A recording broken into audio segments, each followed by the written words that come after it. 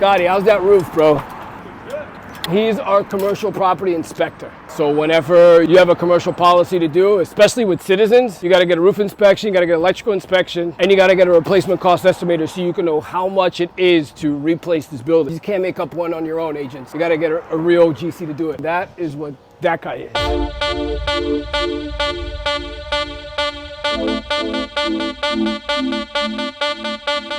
Marolando de canto de Kenny. If there's anything like the back, all they would need to do is frame this in and take Durarock. So yeah, these are good. So that's the only window that's keeping us So far. Passou uma novinha e balançou minha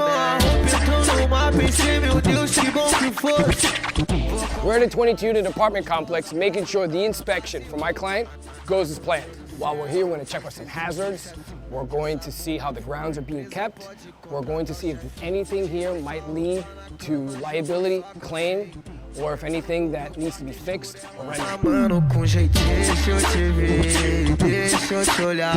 of the things that we check when we go to any commercial property, that if the fire extinguishers have been serviced, and these need to be serviced within the last year. And if they haven't been serviced in the last year, if it's been over a year, the insurance company is going to give a recommendation for you to service it.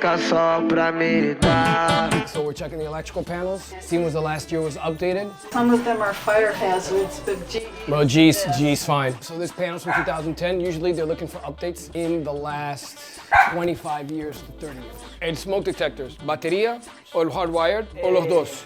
Los dos?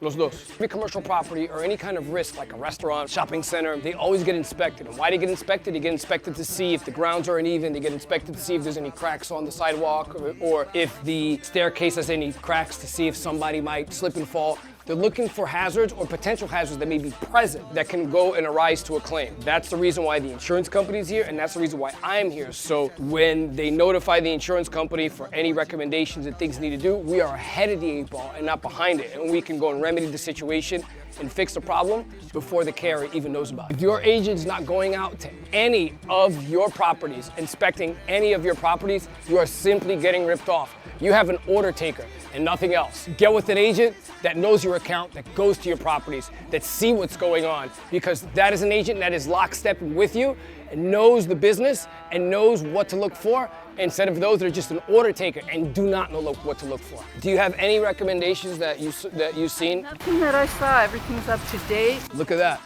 Awesome. One thing I wasn't aware of till recently is that you don't always have to have those rubber treads as long as the surface is non-slip. That's a recommendation that I'll make on my own for him to go and put there, because obviously you don't need it, but I want to be able to go and reduce any losses and claims as much as possible.